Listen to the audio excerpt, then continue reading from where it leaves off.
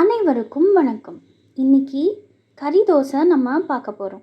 அதுக்கு கறியை குட்டி குட்டி பீசஸாக கட் பண்ணி வச்சுருக்கேன்.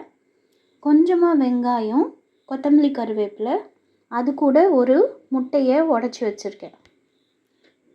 தோசைக்கல் வச்சுட்டு நல்லா சூடானதும் நம்ம தோசையை கொஞ்சம் தடியாக நம்ம ஊற்றிக்க போகிறோம்.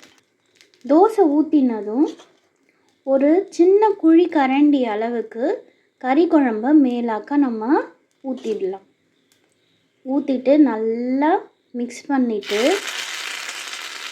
இதுக்கு மேலே நம்ம உடச்சி வச்சுருக்கிற முட்டையை ஊற்ற போகிறோம். அடுப்பை மிதமான சூட்டில் வச்சுட்டு நம்ம கொஞ்சமாக உடச்சி வச்சுருக்கிற முட்டையை கலந்து விட்டுக்கலாம்.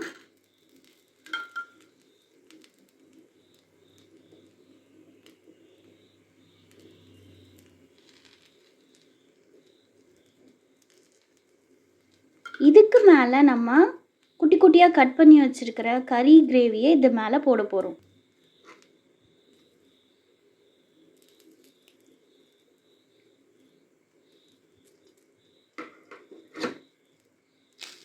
போட்டுட்டு நல்லா ஸ்ப்ரெட் பண்ணி விட்டுடலாம்.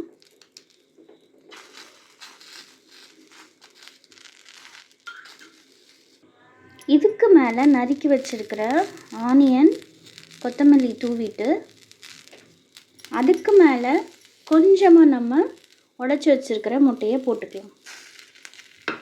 போட்டுட்டு நல்லா ஸ்ப்ரெட் பண்ணி விட்டுட்டு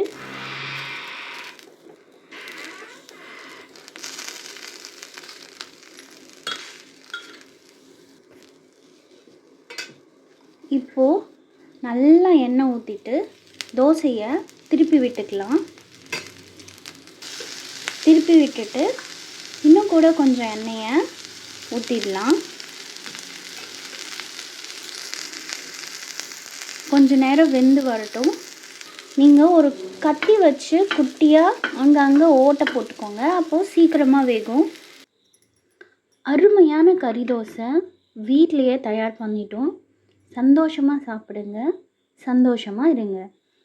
இன்னொரு டிஷ்ஷில் நான் உங்களை மீட் பண்ணுறேன். இன்றைக்கி தோசை சீரீஸில் கறி தோசை. பாய்.